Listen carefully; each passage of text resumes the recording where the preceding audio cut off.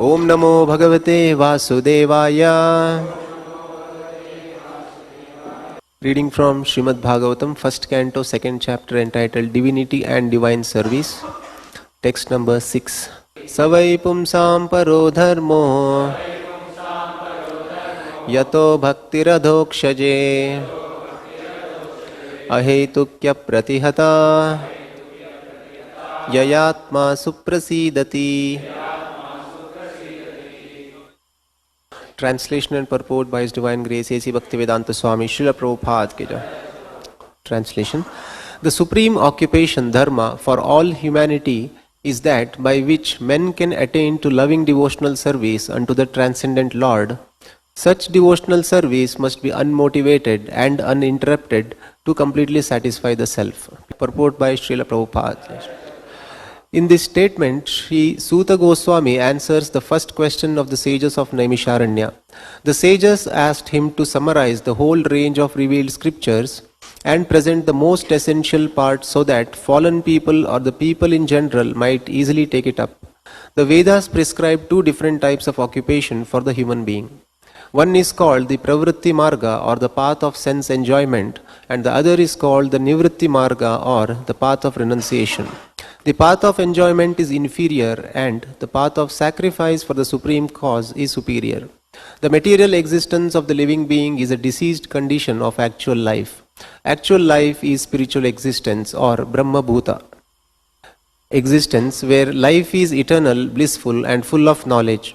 Material existence is temporary, illusory and full of miseries. There is no happiness at all. There is just the futile attempt to get rid of the miseries, and temporary cessation of misery is falsely called happiness. Therefore, the path of progressive material enjoyment, which is temporary, miserable and illusory, is inferior. But devotional service to the Supreme Lord, which leads one to eternal, blissful and all-cognizant life, is called the superior quality of occupation. This is sometimes polluted when mixed with the inferior quality. For example, adoption of devotional service for material gain is certainly an obstruction to the progressive path of renunciation. Renunciation or abnegation for ultimate good is certainly a better occupation than enjoyment in the diseased condition of life. Such enjoyment only aggravates the symptoms of disease and increases its duration.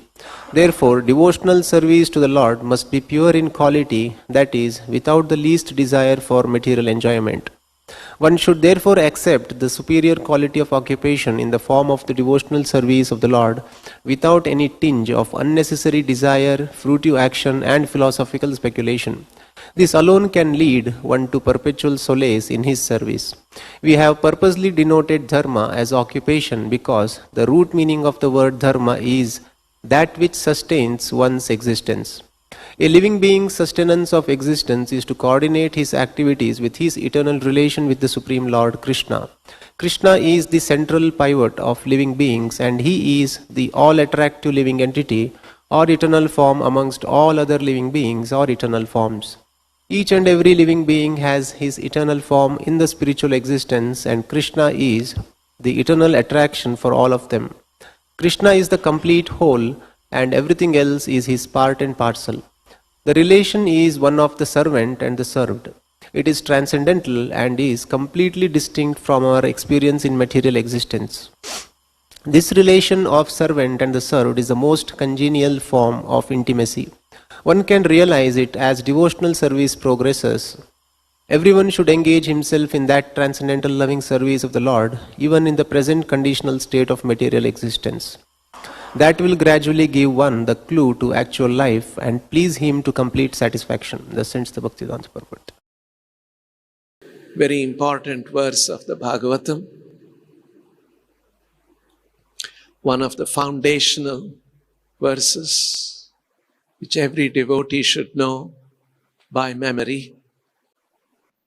Prabhupada is writing in the purport. Suta Goswami here, he is answering the first question of the sages of Naimisharanya.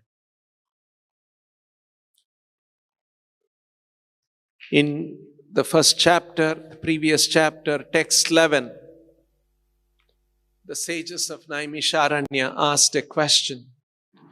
bhurini bhuri karmani shrotavyani vibhagashaha ataha sadho atra yat saram samudritya manishaya bruhi bhadraya bhutanam enatma suprasidati.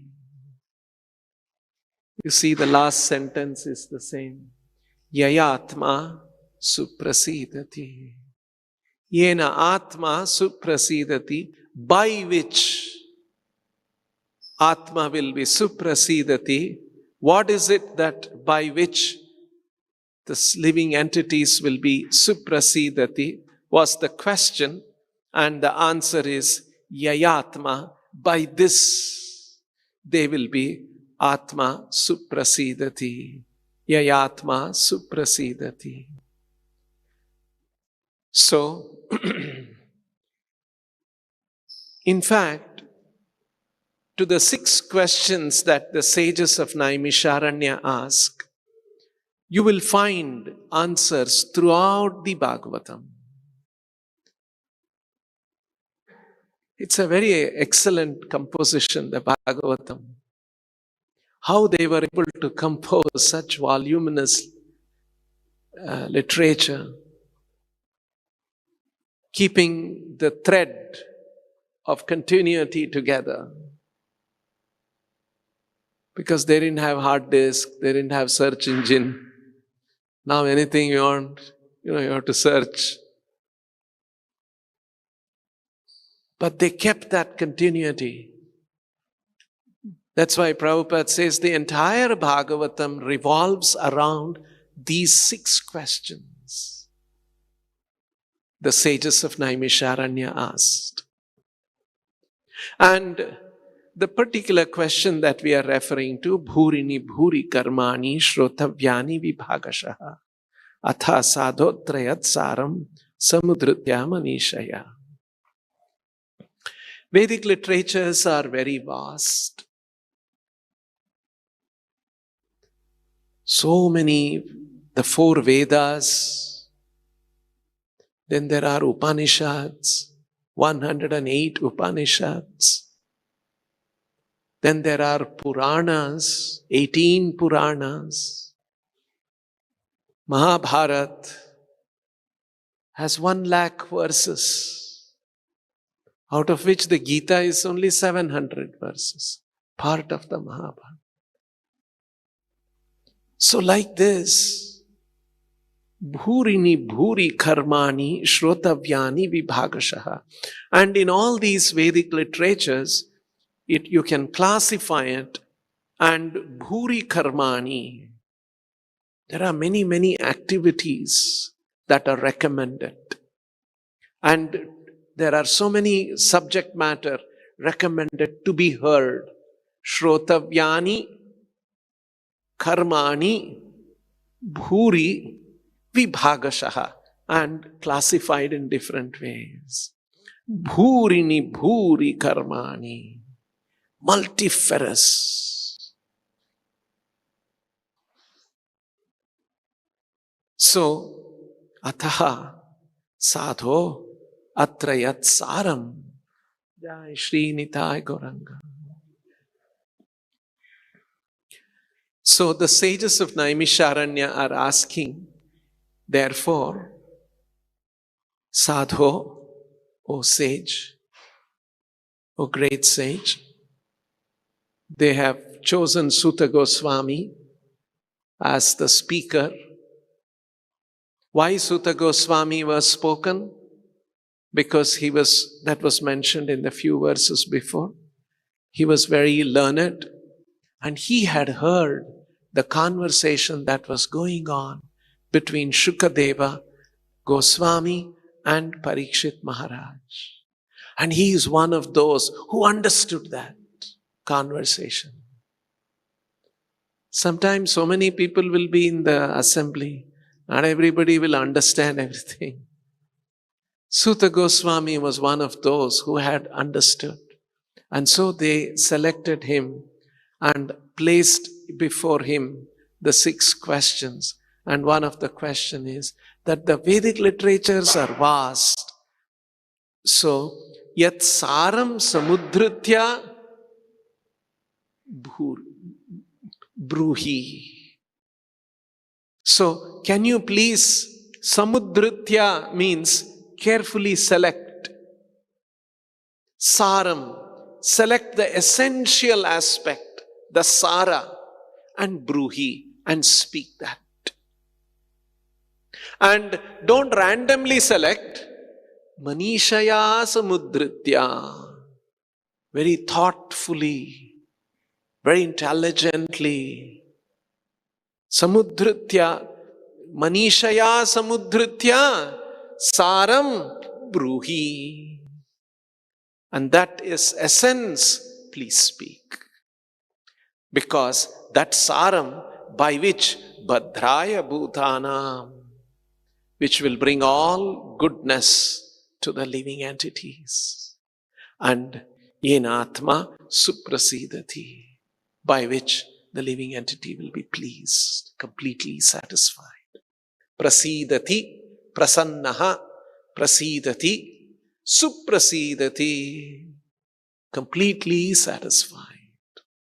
And so, in answer to that is this important, very important reply that Sutta Goswami is giving. So he's saying, Savai pumsam paro dharma. He did not say, I'm going to tell you something for all the Brahmins. This is very good. For all the Indians, it is very good. Pumsam paro dharma. For all of humanity, this is the best. This is the best dharma. And quickly going to the last part of the purport, Prabhupada is saying, Prabhupada has translated the word dharma as occupation. This is also a very, very interesting presentation. Prabhupada is saying, I have translated this word dharma as occupation very thoughtfully, deliberately. Because if you take the word dharma, the root of the word dharma, dhr, means, dhr is the word from which only dharayate, dharani. Dharani is, the earth is called dharani because it holds all of us. It supports all of us. We build our homes on dharani, dhruti, dharani, dharayate. It sustains us. In the same way, dharma is that occupation which sustains us. See, Prabhupada said, we have purposely denoted dharma as occupation because the root meaning of the word dharma is that which sustains one's existence. We are all existing, but what is it that sustains our existence? It is that occupation. And what is that supreme occupation that can suprasidati? Someone sent me a small message of a very, very successful businessman in our country. Very rich, very famous. And he is very old now. And so he is saying, I'm feeling so lonely. And I'm feeling so lonely and unhappy. See, after all his lifetime of big business, becoming so successful, such a rich man, such a famous man, such a respected man, he's now feeling lonely and unhappy. You see? We don't want that. So we want an occupation that will make us yenatma, yayatma, suprasidati. So that occupation which will sustain us and make us very, very happy. And that is being disclosed here in the Bhagavatam. Actually, we should feel very proud of devotional service. This is the best thing. This is the highest thing. This is the most sublime thing. This is the most exalted thing that we are doing. We are engaged in. We should be conscious of the glorious position of this occupation that we are doing.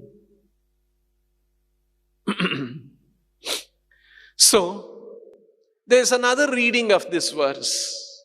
Dharma can also mean religion. Religion is that activity which sustains us. So they're all interlinked. So, because dharma is a common language, which dharma you belong to? Oh, Hindu dharma, all right. Right? That's another meaning of the word dharma, religion. So, Prabhupada also explains in this sense also sometimes. So, which is the highest religion in the world? That's the answer to this question. And surprisingly, Sutta Goswami is not saying Hindu Dharma is the best religion. He's saying that religion which can bring about yatha bhaktiradhokshaje, that can bring about love of God. Bhakti means love. Devotional service. Devotional service is an outcome of love. So that religion which can bring about love of God in all humanity. And that God, the conception of God should be adhokshaje, transcendental God. God, not of this world. You pick somebody and say, oh, he's God. No, that's not. That doesn't make him God. This is God of the transcendental world. Transcendent means beyond this world. So this world is described as tamasaha. Tamasaha. One meaning of the word tamas is darkness. That's why you see this world is actually dark. When the sun rises, oh, we get light. When the sun sets, it becomes dark. We turn on lights to drive away the darkness. If the lights are not there in the night, when the sunlight is not there, it becomes dark. The whole universe is actually dark. Here and there are a few stars, like the sun. It illuminates a portion of the space. But otherwise, if the sun is not there, it becomes dark. That's why it is called tamasaha. That's the nature of the world. So, something that is transcendent means not of this world, but not of the world of darkness, but the world of light. And that's why Krishna is known as Bhargo Devasya Dhimahi. He's dazzling. That Lord who is dazzling. Ananda Chinmaya Sadhujvala Vigrahasya. He has got a form of dazzling splendor. This is how Bhaktisiddhanta Saraswati Thakur translates. Very beautiful. The Lord has a dazzling splendor. Vishesha Shobham. So, the Lord is adhokshaja, means not of this world, but of the transcendental world. And to that transcendental Lord, your activities or your religion must develop love in the followers of that religion. And that love, how should that love be? There are two adjectives used in this verse. One is ahaituki, means unmotivated, and apratihata, unchecked, uninterrupted. So, that activity which can lead us to develop love of God, to the transcendental God, and that love is unmotivated and uninterrupted. Unmotivated means sometimes people go to God, they go to religion, they go to church, they go to a church or a temple and say, my dear Lord, I've come to you and I'm worshiping you and I've got my list of things that I need from you. Can you please fulfill those? And if God, for some reason, does not fulfill that, okay, I don't have to go to God. Anyway, He's not going to fulfill. So the whole thing was motivated by a desire to fulfillment of one's own material desires. Not that kind. That's why it is called ahaituki, unmotivated. It's not that I will get some material benefit. That's why I want to go and serve. You see? In our country, there are so many temples, so many holy places, and sometimes people talk, oh, you go to this holy place and worship there, your daughter will get married. Your son will get a good job. Oh, you have this disease, go and worship this place, your disease will be cured. You see, like that. So religion is used for some material benefit. That religion is not the highest religion. That religion which will bring about love of transcendental God, which is unmotivated and uninterrupted. We go to God, we serve God, but then some difficulties come in life, some challenges come, forget. So that is interrupted because of some hurdles, some challenges, some difficulties, some anxiety, and so we give up. So, no, this should be ahaituki and apratihata bhakti to adhokshaja, to Lord who is adhokshaja, and that will yayatma suprasidati, that will completely satisfy. And this ahaituki apratihata bhakti to adhokshaja is the sara of all Vedic literature. It is the essence of all Vedic literature. Now, let's see how Srila Prabhupada further explains this.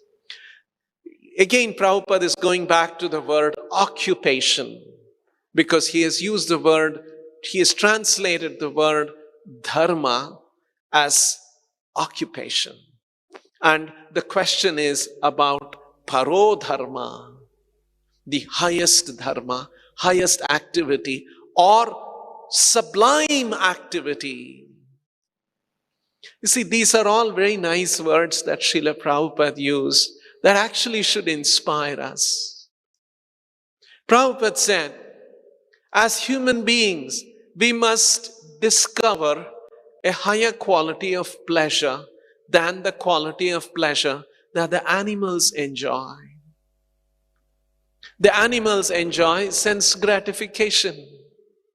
That's the vocabulary of pleasure for the animals.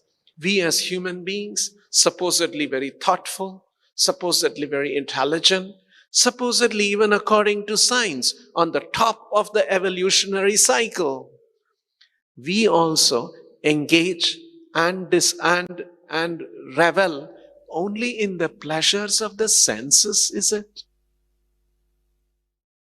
That pleasure is available to the animals.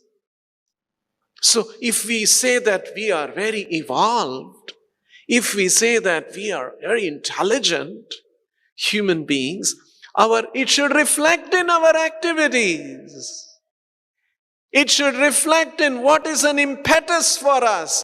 If sense gratification is the impetus for us, great human beings, which is actually the impetus for the simple animals, how great are you?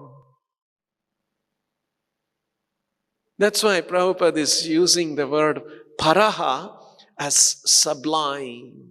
Very nice. See, very thoughtfully Prabhupada's words, his choice of words, everything is very, very special.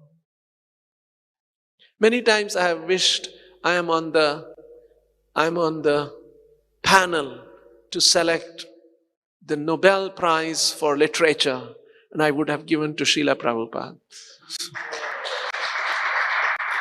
I am not. That's the sad part of it. Because the way Srila Prabhupada has presented this knowledge, very special knowledge, very carefully chosen words.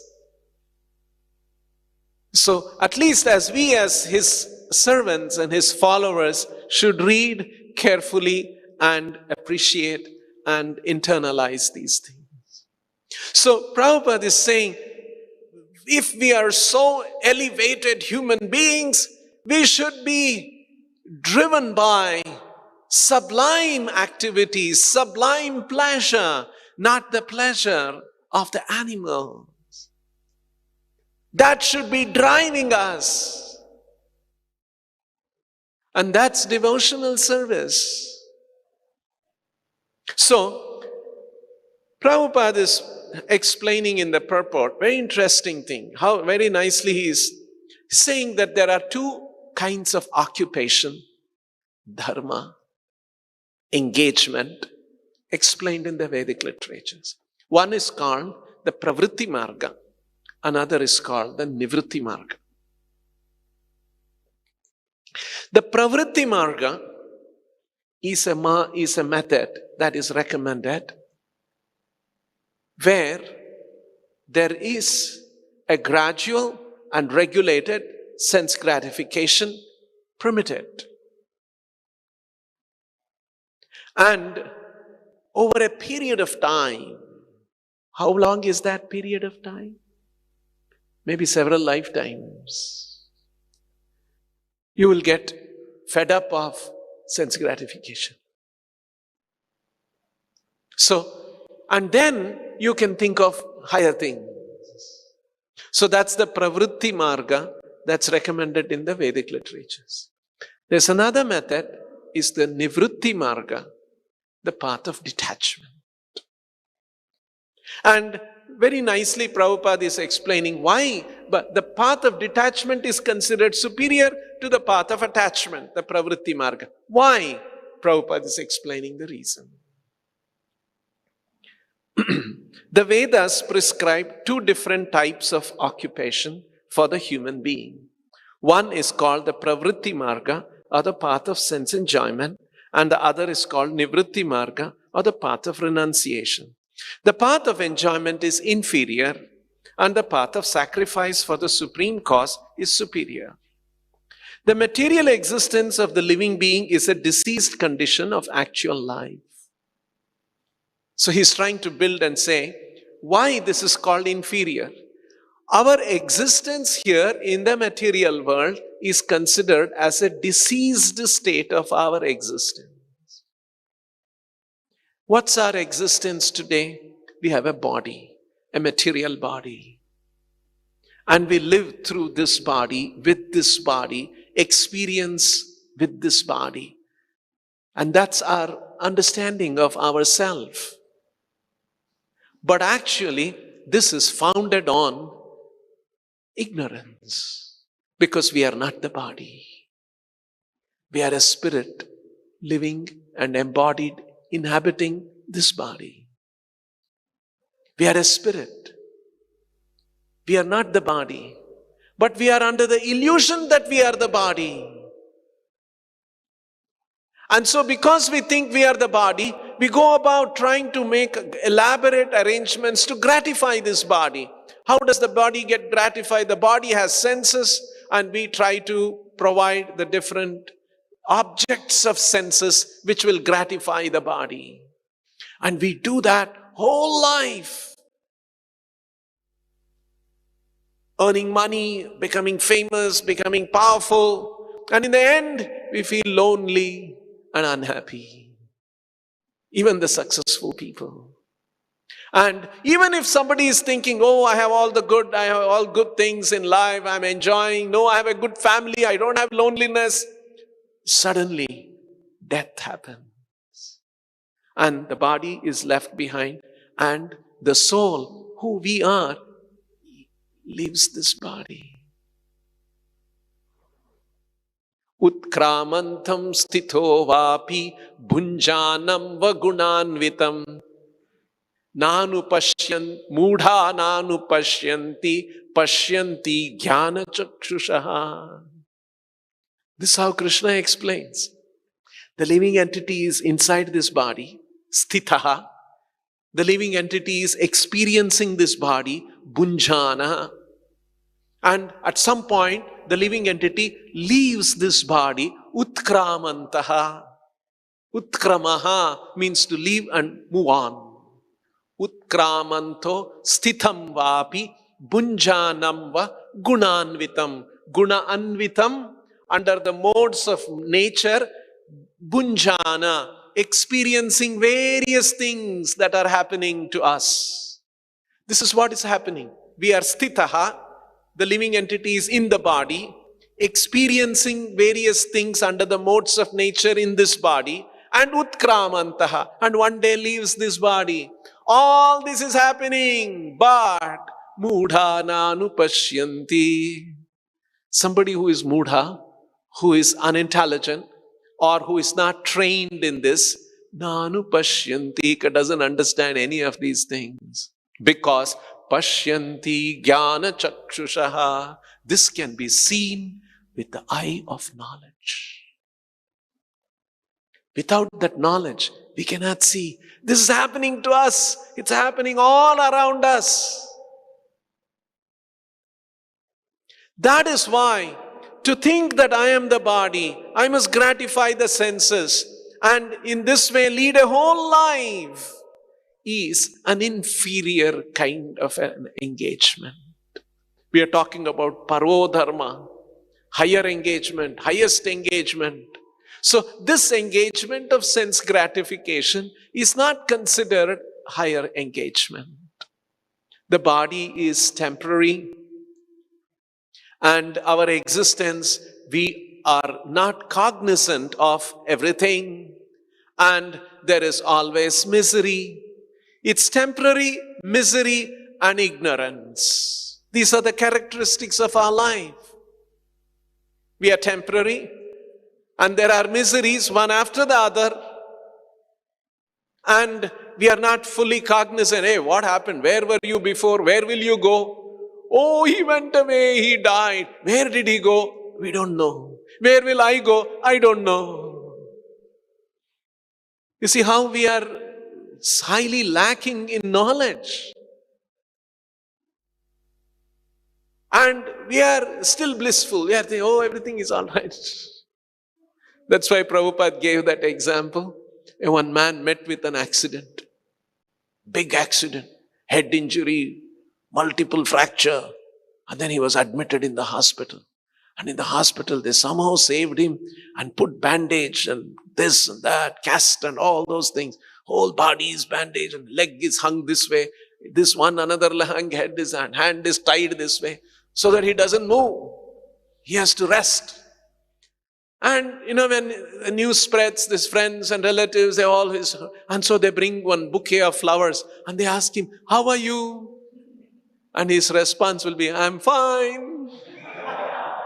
What's this? All the hand, leg, everything. I'm fine. Where are you fine?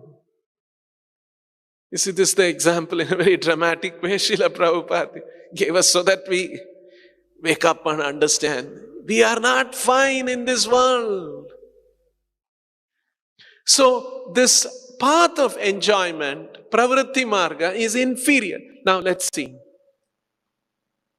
The material existence of the living being is a diseased condition of actual life. Actual life is spiritual existence or Brahma Bhuta existence. That's called Brahma Bhuta existence, where life is eternal, blissful, and full of knowledge. Material existence is temporary, illusory, and full of miseries. There is no happiness at all. There is just the futile attempt to get rid of miseries. And temporary cessation of misery is falsely called happiness. See, sometimes when we get fever, high fever, and rush to the doctor, take medicine, oh, body pain, no appetite, all kinds of ailment. And then we take the medicine, and then we become all right, and then, so nice it is. So there was misery and cessation of misery, and we feel good. Now, like say for instance, now, most of us, I don't think all or any of us, are having fever now. But just because there is no fever, are we feeling positive happiness about it? No, something else is bothering us. And we are trying to fight that misery. So, constantly we are fighting misery, and a temporary cessation of misery for a while, we think that is happiness. And again another misery takes over, and again we keep fighting that. This is what is happening. Therefore, the path of progressive material enjoyment, which is temporary, miserable, and illusory, is inferior. But devotional service to the Supreme Lord, which leads one to eternal, blissful, and all-cognizant life, is called the superior quality of occupation. You see, paro dharma. This is a higher quality of occupation. Now, so this is pravritti marga, this is nivritti marga. This is inferior, this is superior. Now, what happens practically, Prabhupada is saying, sometimes human beings, it's our weakness, we mix the two. We do devotional service so that we'll get some material enjoyment. That's the disease. See, we do devotional service so that I can become famous man. Everybody will respect me.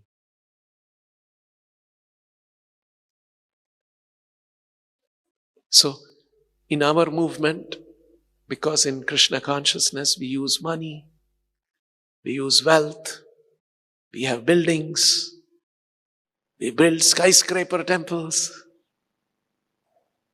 We should be very careful. All this we are doing for Krishna, for His pleasure. We should not be carried away by that. So we should lead a very simple life. I'll give time. We should lead a very simple life and keeping always our focus on Krishna consciousness. So this is what happens. This is called Mishra Bhakti. So this is sometimes polluted when mixed with the inferior quality. For example, adoption of devotional service for material gain is certainly an obstruction to the progressive path of renunciation. So we were supposed to follow the path of nivritti, but we took on some aspects of the pravritti. I will get that benefit. That is why it is not called paro dharma. If something has to be called paro dharma, then it should be ahaituki. Unmotivated by material desires. And it should be apratihata. Not some difficulties come, we stop. And such devotional service, yayatma suprasidati. This is the point that Sutta Goswami is making here. And so, that's why you see, and this constitutes the essence of all Vedic knowledge. Most people don't know. They don't know that what is the essence of all Vedic wisdom. This is the Sara. This is the Manishaya Samudritya Sara.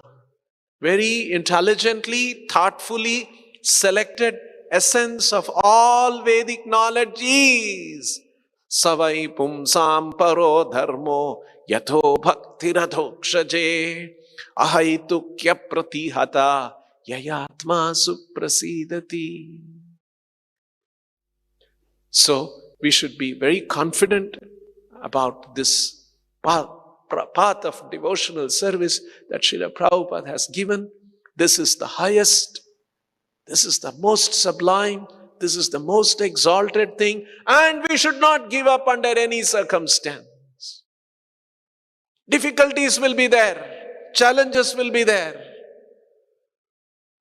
but we should continue to practice this at all costs. We'll stop here. If there is any questions anybody has. Yes, please. Yeah.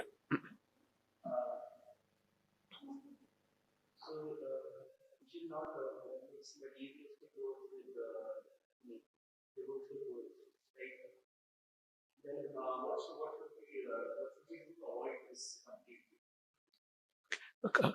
To avoid the mixing. You see, now we are talking about tattva. We are talking philosophical principles. First, let's understand the philosophical principles. Let's intellectually understand. Let's emotionally appreciate that how this is very, very superior and sublime and exalted. Next, when it comes to application in general and an application in our personal lives. How do we do this? How do we go about that? So, it's a fact that, like Rupa Goswami says, Anyabhilashita shunyam jnana karma dhyanavrutam. He uses the word jnana and karma, anavrutam. Avrutam means covered. It should be uncovered. Jnana and karma, uncovering. So what is the meaning of karma covering? Karma covering, Prabhupada uses one word, fruitive activities. Very commonly used word in Prabhupada's books. Fruitive activities means you perform an action and you think by that action there must be a result which I must enjoy. This is called karma contamination. This is a very deep contamination in the conditioned soul. It's a fact that we always want a return and we want to enjoy that result of that activity. We want to act, get a result, and enjoy that result. So, Krishna gradually builds up in the Bhagavad Gita. First he says, Karmanyeva adhikaraste ma phaleshu kadachana. You don't have a right over the phala of your karma. You only have a right over your duty, karma. You should only perform your karma. The result, you have no right over it. Karmanyeva adhikaraste ma phaleshu kadachana. Phaleshu kadachana na adhikaraha. Karmanya eva adhikaraha. Only for your performing your activities, you have the right over it. Then Prabhupada asked the question, okay, I'll do business and I've earned 1 crore rupees profit. What shall I do with it? Krishna said, I only have adhikara over my karma. I did, and this result has come. Shall I go and put it in the ocean? That was the initial expression. That's the initial teaching. Later on, Krishna says, after he tells who Krishna is, he is the Supreme Lord. He is the Supreme Enjoyer. Then Krishna says, Yat karoshi yadashnasi, yat juhoshi dadasi yat tapasyasi kaunteya, Tad kurushva madarpanam. You should do your karma. Don't enjoy your result. And the result, you offer it to Krishna. So our activities should be there, and the result of our activity we should offer to Krishna. This is the right understanding, because He is the Supreme Lord. Where are we acting? On the earth. Who's the owner of this earth? Krishna. What are we acting with? We are acting with our body, with others' bodies, all coming together. We are performing some activities. This body is nothing but a transformation of the food we are eating. And for the food, where is it coming from? It's coming from earth. It's coming from water. It's coming because of sunlight. None of those things are ours. It's God's. So this body is God's. And the body has certain abilities, intelligence, and all this intelligence, it's coming from God. Buddhir buddhiyatam asmi tejas tejasvinamaham. I am the intelligence in every living entity, and I am the tejas in anything that is full of tejas. Tejasvinam. Tejas tejasvinamaham. So He's the one who is giving intelligence. And there is something called Kala, over which you perform your activities. This Kala is His energy. You see, when we are dreaming, there is no proper Kala. Everything gets muddled up there, right? And then we wake up, hey, oh, what happened? Oh, this was all. Of course, there is a dream Kala. There is a Kala of Swapna. But it is not like here Kala is neatly organized, and in Kala things are unfolding. This Kala is Krishna's energy. Now, who is performing all these things? The living entity, right? All living entity. That living entity is Krishna's Amsha. What is there then for us to claim it's me and my work and I will enjoy the results of my work? That's why it is said, Isha Vasyamidam Sarvam. It is everything is Vasudeva Sarvamitihi. Everything is Krishna's. We are Krishna's. The body is Krishna's. The world is Krishna. All the energy and the intelligence and resources available are Krishna's. And we are thinking we will use all these things and use it for my enjoyment. That's why when somebody doesn't recognize Krishna and thinks I can use it for my enjoyment, he is a thief. We are actually stealing. We are actually thieves. So now the next thing is how to practically apply these principles. The way to apply these principles is we use all of this material energy and the resources that are available to serve the mission of the Lord. The Lord has a mission in this world. And that mission is, just like Krishna told Arjuna, you fight. It's my mission. I have organized this battle in this battlefield of Kurukshetra. It's my desire. Nimitta matram bhavasavyasachi. You just become an instrument in my mission. Arjuna said, yes, I will fight now. In the same way, the Lord has an ongoing mission in this material world, and He's saying we can also become instruments, just like Arjuna had that glorious opportunity to serve in the mission of the Lord. Each one of us, Krishna is giving that opportunity. We can also be a participant in the glorious mission of the Lord. And the mission of the Lord is, Yare dekho tare kaho Krishna upadesh. This is what Chaitanya Mahaprabhu's instruction. Whomever we meet, tell them about Krishna, enlighten them about Krishna knowledge, give them Krishna knowledge.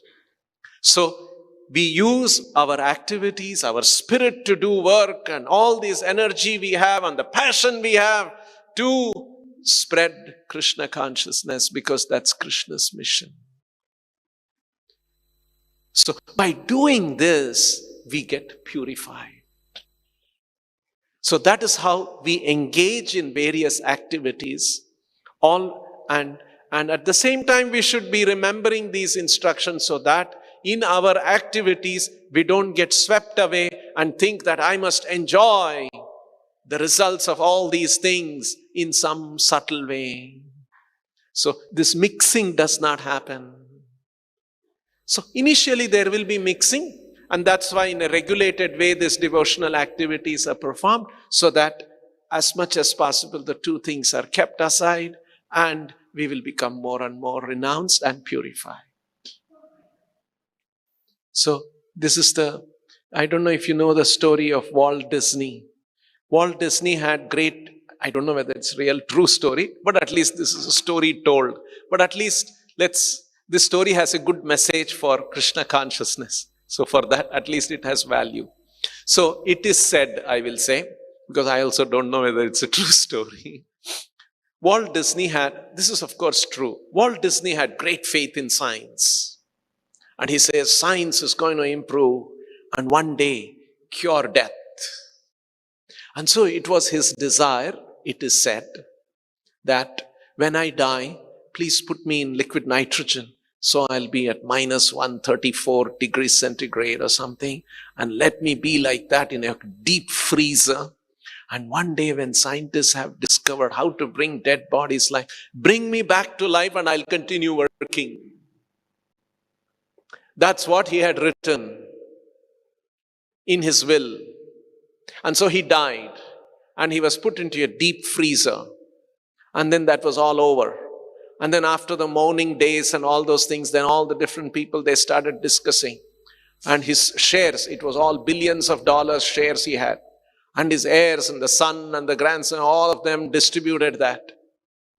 And they all became billionaires and then now their life, but they were always worried. What if he comes back to life? All the money that we have now shared among ourselves. So it is said, one of them went and turned off the freezer. And then a few days later, they came back and said, oh, what's happened? The freezer is not working.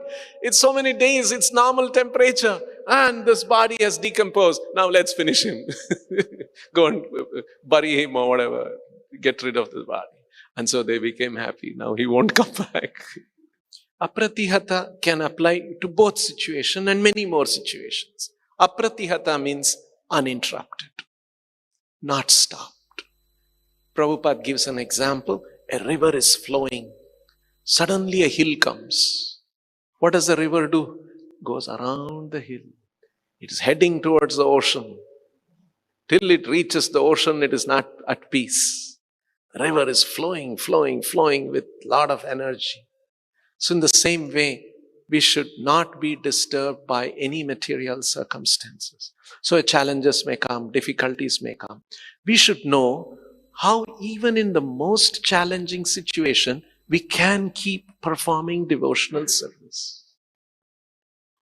We should know that art, we should know the science, we should learn and we should practice so that we know how to do devotional service under all kinds of difficult situations and never stop devotional service. And also try to maintain the highest standard. It is possible, even in challenging situations, one can render the highest devotional standard of devotional service. So that in both these senses we can take. Stop here. Grantaraj Srimad Bhagavatam ki, Shri Radha Vrindavan Chandra ki, Shri Prahlad Narsimha Dev ki, Shri Nitai Gauranga ki, Srila Prabhupada ki.